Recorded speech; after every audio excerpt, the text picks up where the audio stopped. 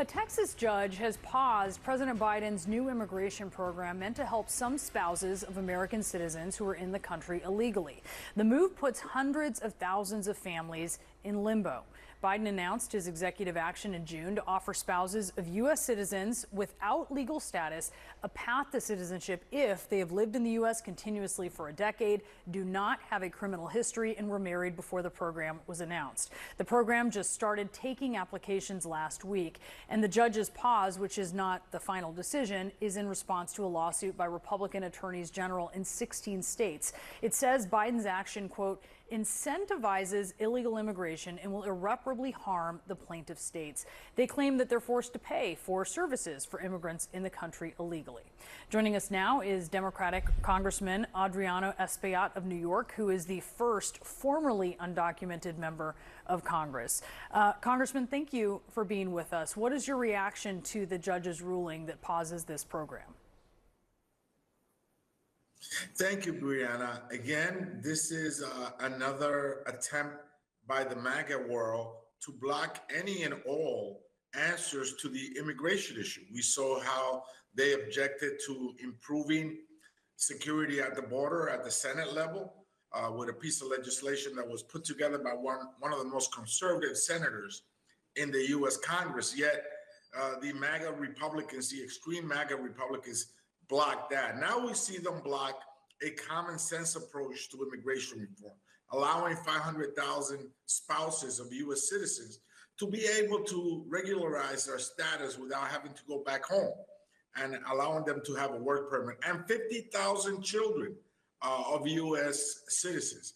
This is just another extreme effort to block any and all answers to the immigration issue because of political reasons. Are you surprised this happened, though? I mean, whether you agree with protecting this group or not, significant immigration policy is usually the purview of Congress, not executive action. Well, this type of executive action has been done over 120 times since 1952 by both Republican and Democratic presidents. So this is not new. This is something that has happened many times in the past. But again, 16 governors, Republican AGs across Republican-led states want to block all answers to immigration so that they can use this as a political tool during an election cycle. You've seen in recent years how executive actions on immigration sort of weather this process, though. Do you expect the courts to overlook what is the normal process for immigration legislation and take matters into their own hands? Well, this action is just a pause, and they'll take it up again. We're optimistic and hopeful that they would understand that helping the spouses of U.S. citizens and the children of U.S. citizens is not a radical view on what we should do about immigration.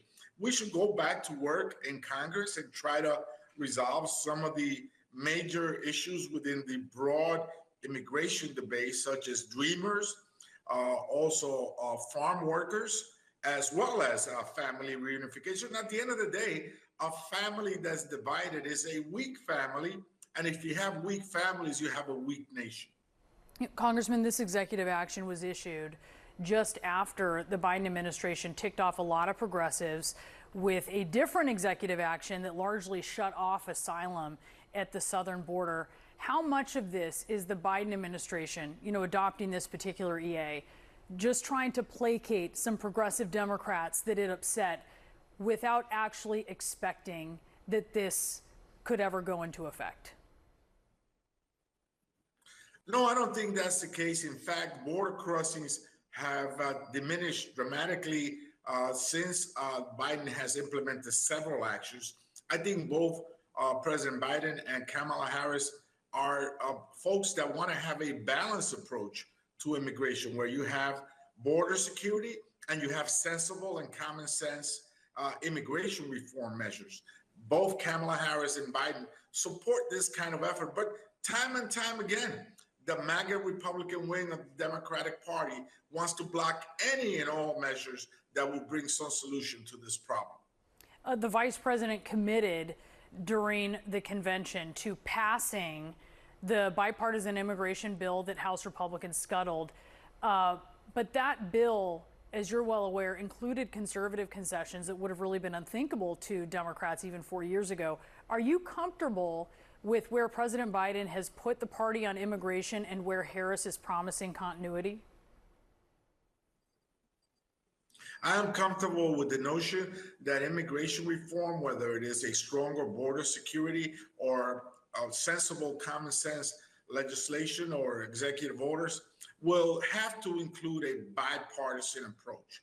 I've been around long enough now, 8 years, to know that unless you have buy-in from both sides, you cannot resolve this issue, that this is not an issue that a winner takes all. In that sense, I think is a practical approach by both President Biden and Vice President Harris to both try to secure the border and bring families together.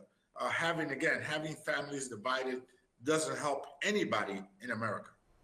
Congressman Espaillat, thank you so much for your time. We appreciate it. Thank you, Brianna. Thank you for having me once again.